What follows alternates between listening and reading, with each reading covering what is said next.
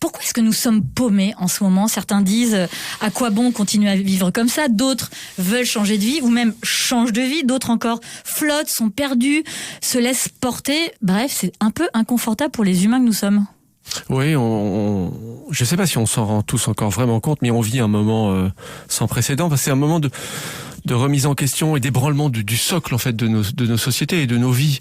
Vous savez, le cerveau humain a besoin de repères. Il s'oriente dans son environnement, il se projette dans l'avenir, il réexamine toujours ses relations avec ses proches, il cherche à savoir d'où il vient, comment organiser son action, et là, c'est comme si tout ça disparaissait, c'est-à-dire que on se dit, mais c'est par où la sortie ? Quand est-ce que ça va s'arrêter ? On a besoin d'un chemin qui se dessine ? Oui, alors c'est ça moi que je trouve fascinant dans l'étude du cerveau humain, c'est qu'on s'aperçoit qu'il est presque programmé pour envisager un avenir, pour trouver un chemin, et pour savoir comment formuler des attentes, essayer de faire des projets, de savoir comment tout ça va continuer. Et là, c'est comme si on avait une série de murs devant nous et on ne sait pas quand sera le prochain mur, quand le prochain déconfinement, la prochaine vague, la troisième, la quatrième. Et puis surtout, pour ceux qui savent maintenant aussi ce qui nous attend derrière, avec les enjeux climatiques, on se dit, à quoi bon tout ça ? À quoi bon gérer l'urgence maintenant si on sait que de toute façon, on va être confronté à des menaces encore plus graves dans 10, 20, 30 ans. Donc, c'est un défi pour le cerveau. On n'a pas été programmé pour ça.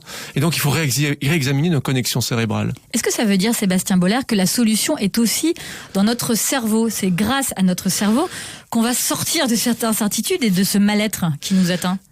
Je pense qu'il y a quelque chose à explorer de ce côté-là. Moi, j'ai été, vous savez, au début, les travaux que je mets sur la table aujourd'hui c'est pas juste un effet d'opportunisme en disant on va parler du sens parce que les gens sont en besoin de sens. C'est-à-dire que ça vient d'une analyse en fait que j'avais communiquée précédemment sur la partie de notre cerveau qui nous pousse à vouloir juste de la facilité, de la consommation, du plaisir, avec ces circuits profonds là qu'on appelle le striatum, qui font qu'on a construit un monde qui est voué à la croissance, à la domination, au pouvoir, à la consommation. Et aujourd'hui, on voit qu'il y a un mur, que ça n'a plus d'avenir.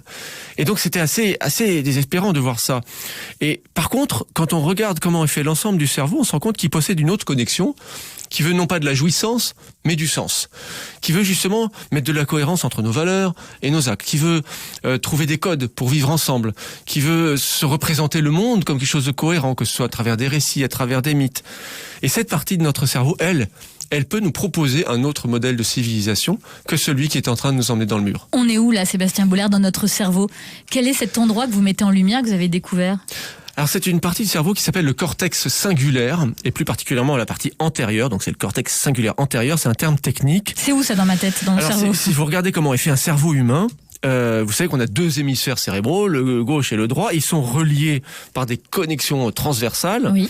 Et alors si vous voyez, il y a un sillon entre les deux hémisphères, si vous voyagez, vous descendez au fond de ce sillon, là vous avez un repli du cortex avec des petits sillons comme ça, des bosses, et ça s'appelle le cortex singulaire antérieur.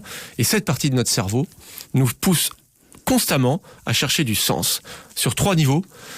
Le sens de notre existence, c'est-à-dire la cohérence interne entre nos valeurs et ce qu'on fait, comment orienter notre vie.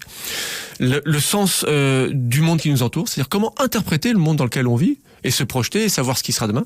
Et puis le sens social, comment harmoniser nos relations et comment nous définir des codes pour vivre en commun à une époque où justement tout le monde essaye de se séparer les uns des autres. Minute Papillon sur France Bleu, Sidonie Bonnec.